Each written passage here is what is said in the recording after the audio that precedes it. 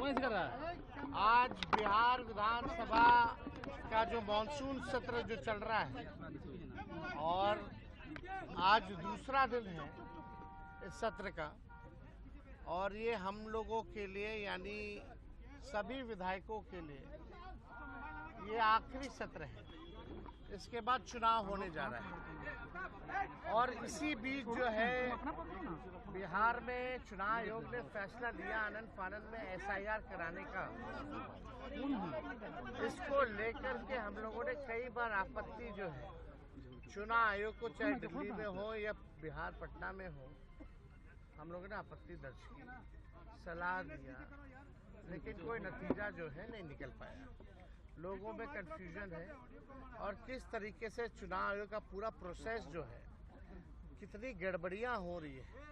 बिना वोटर के ही जो BLO जो है फॉर्म साइन करके अंगूठा लगा के अपलोड कर रहे हैं। 11 ऐसे डॉक्यूमेंट्स हैं जो गरीबों के पास नहीं है, जो प्रवासी बिहारी हैं, जो बाहर काम करने के लिए, चाहे छोटे अवधि के लिए या बड़े अवधि के लिए गए हुए हैं, वो कैसे वोटर बनेंगे। तो एक बड़ा सवाल जो है खड़ा होता है।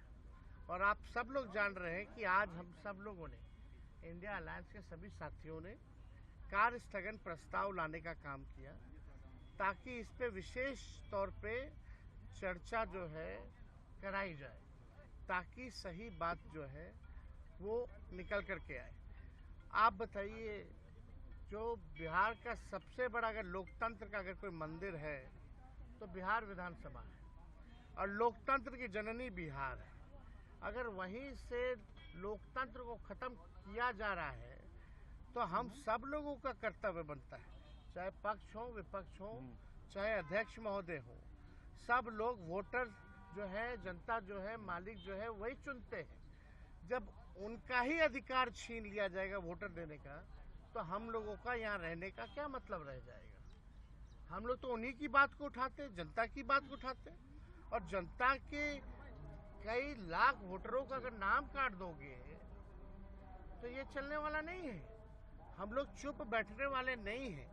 ये आप वोटर का केवल अधिकार ही नहीं छीन रहे, उसका अस्तित्व मिटा रहे हैं आप। यानी जो वोटर है वो देश का नागरिक कौन होगा नहीं होगा ये चुनाव आयोग तय नहीं करेगा।